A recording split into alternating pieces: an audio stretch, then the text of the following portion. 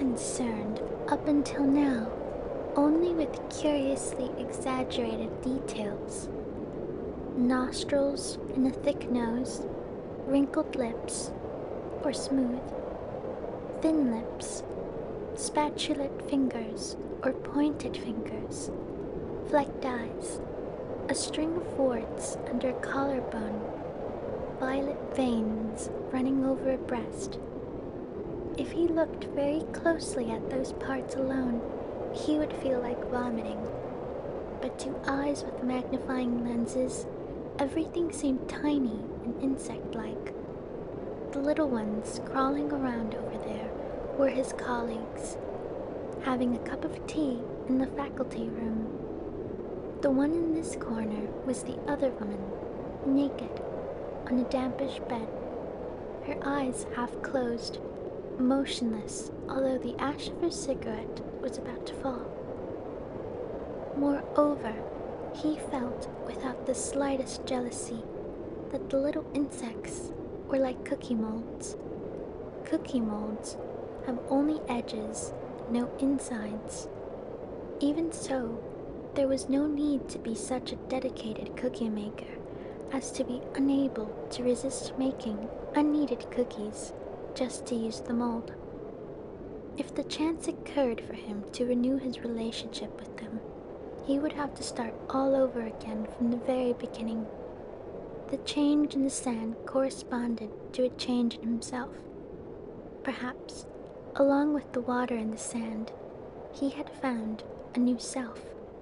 Thus, work on a water trap was added to his daily occupations. Figures and diagrams began to accumulate. The place to bury the bucket, the shape of the bucket, the relationship between daylight hours and the rate of water accumulation, the influence of temperature and barometric pressure on the efficiency of the apparatus. But it was incomprehensible to the woman why he could be so enthusiastic about anything so insignificant as a crow trap. She recognized that no man can get along without some sort of plaything, and if he was satisfied with that one, it suited her. Moreover, she did not know why, but he had begun to show more interest in her own craft work. It wasn't at all a disagreeable feeling. The question of the crow trap aside, she had still benefited considerably, but he too had his own reasons and motives. His work on the device was unexpectedly troublesome, for it was necessary to combine many elements. The number of materials increased, but it was hard to find a law that would govern them all. If he wanted to make his data more precise, he needed a radio in order to tune in the weather reports. The radio had become their common objective. At the beginning of November, he had recorded the daily intake of water at 1 gallon, but after that the quantity began to fall off every day. It was perhaps because of the temperature, and it appeared that he would have to wait spring to try a full-scale experiment. The long, hard winter had at last come, and bits of ice were blown along with the sand. In the meantime, in order to get a somewhat better radio, he decided to give the woman a hand with her craft work. One good point that the inside of the hole was protected from the wind. Yet it was unbearable with the sun scarcely visible throughout the day. Even on days when the sand froze over, the amount that blew along in the wind did not decrease, and there was no respite from the work of shoveling. Many times the chilblains on his fingers broke and began to bleed. In some way, winter passed and spring came. At the beginning of March, they got the radio. On the roof erected a high antenna. The woman joyfully and repeatedly voiced her wonder, turning the dial left and right for half a day. At the end of that month, she found herself pregnant. 2 more months went by. Large white birds kept flying over from east to west for 3 days in succession, and on the following day the lower part of her body was covered with blood, and she complained of violent pain.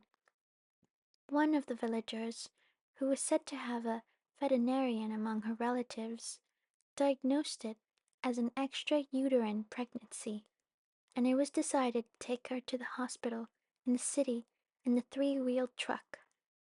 The man sat with her as they waited for the truck to come, letting her hold one of his hands, while, with the other, he kept rubbing her belly.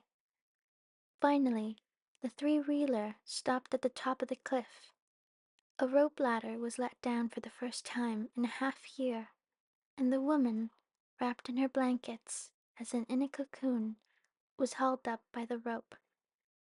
She looked at him beseechingly, with eyes almost blinded by tears and mucus, until she could see him no longer. The man looked away as if he did not see her. Even though she had been taken away, the rope ladder remained as it was. He hesitantly reached out and touched it with his fingertips. After making sure it would not vanish, he slowly began to climb up. The sky was a dirty yellow. His arms and legs felt heavy, as if he had just come out of water. This was the long-awaited rope ladder. The wind seemed to snatch the breath from his mouth, circling around the edge of the hole. He climbed to a spot where he could view the sea. The sea, too, was a dirty yellow. He breathed deeply, but the air only irritated his throat, and it did not taste as he had expected. He turned around. A cloud of sand rose on the outskirts of the village. It was probably the three-wheeler with the woman, he thought. Oh, yes. Maybe he should have told her the real significance of the trap. Something moved at the bottom of the hole. It was his own shadow. Just near it stood the water trap. One part of the framework had come loose. Perhaps someone had accidentally stepped on it when they had come to take the woman out. He hastened back down the ladder to repair it. The water, as his calculations had led him to expect, had risen to the fourth mark. The damage did not appear to be too great. In the house, someone was singing in a rasping voice on the radio. He tried to stifle the sobbing that seemed about to burst from him. He plunged his hands into the bucket. The water was piercingly cold. He sat down on his knees and remained inert, his hands still in the water. There was no particular need to hurry about escaping. On the two-way ticket he held in his hand now, the destination and time of departure were blanks for him to fill in as he wished. In addition, he realized that he was bursting with the desire to talk to someone about the water trap. And if he wanted to talk about it, there wouldn't be better listeners than the villagers. He would end up by telling someone, if not today, then tomorrow. He might as well put off his escape until some time after that.